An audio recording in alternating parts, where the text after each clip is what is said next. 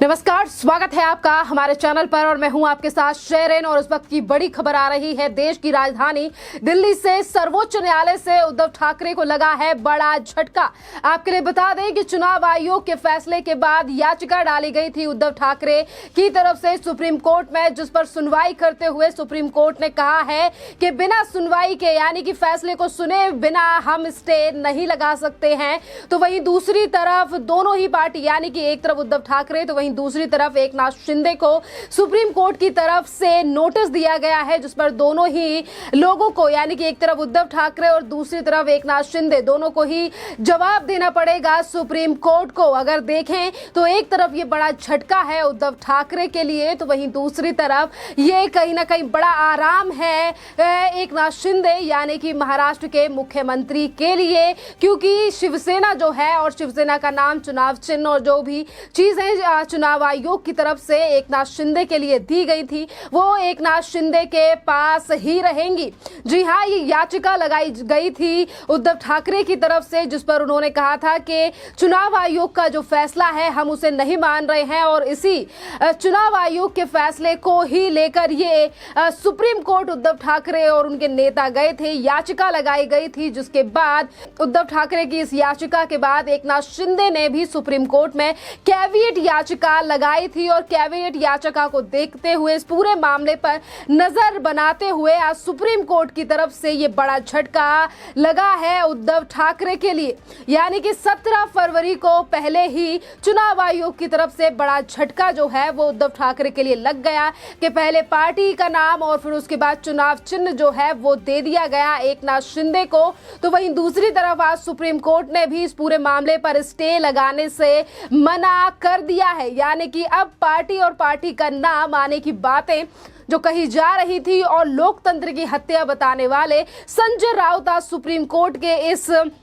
बड़े फैसले और स्टे को लेकर क्या कहेंगे, इस पर भी सभी की नजरें टिकी हुई है। क्योंकि जहां एक तरफ चुनाव आयोग की तरफ से ये फैसला लिया गया था, चुनाव आयोग ने एकनाथ शिंदे के लिए जहां एक तरफ चुनाव चिन्ह तो वहीं दूसरी तरफ पार्टी का नाम एकनाथ शिंदे के लिए इसीलिए दिया क्योंकि उनके पास संख्या बल ज्यादा है। और 17 तारीख को चुनाव आयोग के फैसले को लेकर संजय राउत से लेकर उद्धव ठाकरे और उनकी पार्टी के तमाम नेताओं ने कहा कि महाराष्ट्र में लोकतंत्र नहीं है या फिर चुनाव आयोग से एकनाथ शिंदे की 2000 करोड़ रुपए में डील हुई है। जहां एक तरफ चुनाव आयोग के ऊपर एलिगेशन लगाए गए और उनके फैसले को चुनौती दी गई सुप्रीम कोर्ट में, तो आज सुप्रीम कोर्ट से ही उद्धव ठाकरे के लिए यह बड़ा झटका है। देखना अहम रहेगा कि जो नोटिस दिया गया है सुप्रीम कोर्ट की तरफ से, जिस पर जवाब एकनाथ शिंदे को भी देना है, वहीं दूसरी तरफ जवाब जो है वो उद्धव ठाकरे को भी देना है। क्या जवाब जो है वो उद्धव ठाकरे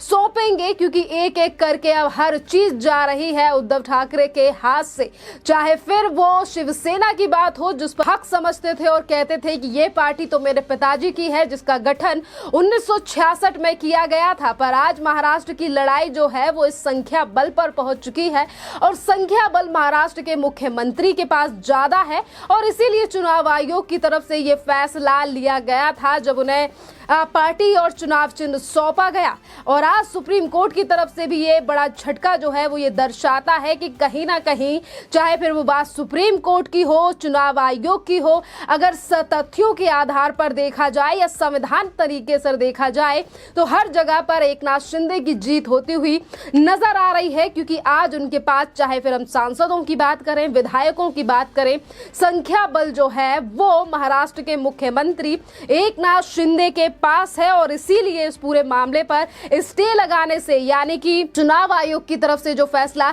लिया गया था उस पर स्टे लगाने से आज सर्वोच्च न्यायालय ने मना कर दिया है। अब अगला स्टेप क्या रहेगा उद्धव ठाकरे का, संजय राउत का, जो हर रोज एक नया आरोप लेकर भारतीय जनता पार्टी और महाराष्ट्र की सरकार को घेरने का प्रयास कर रहे हैं। कभी वो ये कहते हैं कि मराठी मानुस और महाराष्ट्र के दुश्मन है गृह मंत्री अमित शाह, तो वहीं दूसरी तरफ वो मुख्यमंत्री एकनाथ शिंदे के लिए करते हैं अब शब्दों का इस्तेमाल। पर आज वहीं दूसरी तरफ अगर देखा जाए कानूनी तल्ख पे अगर बात की जाए तो हर जगह पर मुख्यमंत्री एकनाथ शिंदे की जीत होती हुई नजर आ रही है, जैसा कि आज फैसला सुप्रीम कोर्ट की तरफ से दिया गया है। अगर इसी के साथ अगर हम पार्टी चुनाव चिन्ह के बारे में जिक्र करें तो ये मुद्दा कोई अभी से नया नहीं है और इस मुद्दे को चलते चलते लगभग 8 से 9 महीने हो चुके हैं। जिस तरीके से एकनाथ शिंदे ने उद्धव ठाकरे का साथ छोड़कर और तमाम विधायकों ने साथ छोड़कर उन्होंने भारतीय जनता पार्टी के साथ महाराष्ट्र में सरकार बनाई और उसके ही दूसरे दिन से यानी कि इन्हीं नेताओं को वापस लाने के लिए जद्दोजहद में उद्धव ठाकरे और संजय राउत ने कड़े प्रयास किए। कभी ये तक कहा गया कि इनकी सरकार जो बनेगी वो ज्यादा दिन तक नहीं चलेगी क्योंकि आपस में मंत्रालयों का बंटवारा होगा तो एकनाथ शिंदे अलग रह जाएंगे और जो नेता हमें छोड़कर गए हैं वो वापस उद्धव ठाकरे के पास आएंगे। पर आज तो ना ही उद्धव ठाकरे के पास उनका कोई पार्षद आया, ना वापस कोई कार्यकर्ता, ना विधायक और ना ही सांसद, बल्कि उद्धव ठाकरे के हाथ से एक तरफ पार्टी चली गई, दूसरी तरफ चुनाव चिन्ह, तो वहीं तीसरी तरफ शिवसेना का कार्यालय, यानी कि एक एक करके जा रही हैं तमाम चीजें जिसको लेकर उद्धव ठाकरे भरा करते थे हुंकार और कहा करते थे कि साहब ठाकरे यानी कि उनके पिताजी की द्वारा बनाई गई पार्टी पर उनका ही अधिकार है। पर आज चीजें किस तरीके से लोकतंत्र तरीके से संवैधानिक तरीके से एक एक करके एकनाथ शिंदे के पाले में जा रही हैं, जो एक तरफ बड़ा झटका है। और इसी पूरे मामले पर अभी कुछ दिन पहले बौखलाहट भी नजर आई थी संजय राउत की, राज्यसभा सांसद है और उनकी कुर्सी पर भी अब बात जो है वो टनी हुई है कि अब संजय राउत की जो राज्यसभा की कुर्सी है वो भी किसी भी वक्त जा सकती है। यानी कि महाराष्ट्र में जिस एमवीए सरकार को लेकर कहे जाते थे 30 से 35 साल तक चलाने के बड़े वादे, ना ही तो उद्धव ठाकरे की सरकार चली और वहीं दूसरी तरफ पिताजी के द्वारा बनी गई पार्टी जो है अब वो भी एकनाथ शिंदे के हाथ में जा चुकी है, जिसको लेकर आज अगर हम जनता की बात करें, क्योंकि एक तरफ पक्ष है एक तरफ विपक्ष है, वो दोनों ही एक दूसरे को लेकर बयानबाजी तो कर रहे हैं, पर इसी के अलावा अगर हम नजर डालें उन तमाम वोटर्स की राय पर जिन्होंने महाराष्ट्र में सरकार को मैंडेट दिया, जो जनता ने शिवसेना या बीजेपी को किसी को भी वोट दिया हो, पर आज वो मराठी मानुस ये कह रहा है कि चुनाव आयोग के द्वारा लिया गया फैसला एक बड़ा फैसला है और अच्छा फैसला है और इसीलिए उस फैसले की तारीफ भी की जा रही है क्योंकि वो परिवारवाद पे एक बड़ी चोट है। जिस तरीके से परिवारवाद चलता आ रहा था महाराष्ट्र में, भी एक तरफ बाला साहब ठाकरे की बात करें तो उन्होंने हमेशा अपने परिवार को राजनीति से परे रखा था और जब तक उनका राज रहा था उन्होंने कभी भी अपने परिवार से किसी भी व्यक्ति को मुख्यमंत्री बनने के लिए कभी नहीं कहा, क्योंकि जब उनकी भी सरकार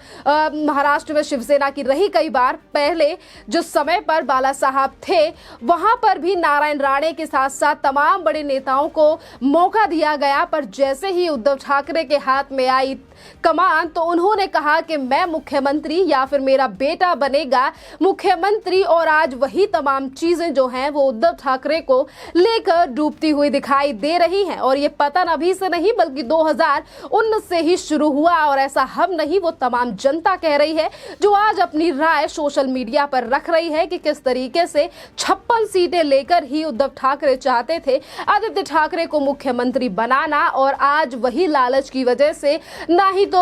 आदित्य ठाकरे मुख्यमंत्री की कुर्सी पर बैठ पाए और ना ही तो ज्यादा दिन उद्धव ठाकरे खुद मुख्यमंत्री की कुर्सी पर टिक पाए, पर आज तो उनके हाथ से पार्टी कार्यालय, पार्टी का नाम और चुनाव चिन्ह ही जा चुका है। खैर अब सुप्रीम कोर्ट का फैसला आ चुका है, देखना अहम रहेगा कि अगली सुनवाई और जो नोटिस भेजे गए हैं नोटिसों में क्या जवाब उद्धव ठाकरे और एकनाथ शिंदे की तरफ से आता है। पर बहरहाल पार्टी का चुनाव चिन्ह और पार्टी का नाम यानी कि जो दोनों चीजें चुनाव आयोग की तरफ से एकनाथ शिंदे को दी गई थी वो दोनों ही उन्हीं के पास हैं और इसीलिए ये बड़ा झटका उद्धव ठाकरे के लिए, तो वहीं दूसरी तरफ एक बड़ी राहत है एकनाथ शिंदे गुट के लिए जिस तरीके से चुनाव आयोग के फैसले पर स्टे लगाने से मना कर दिया है सर्वोच्च न्यायालय ने। खैर इस पूरे मामले पर आपकी जो भी राय हो आप हमें कमेंट करके जरूर बताइए। धन्यवाद।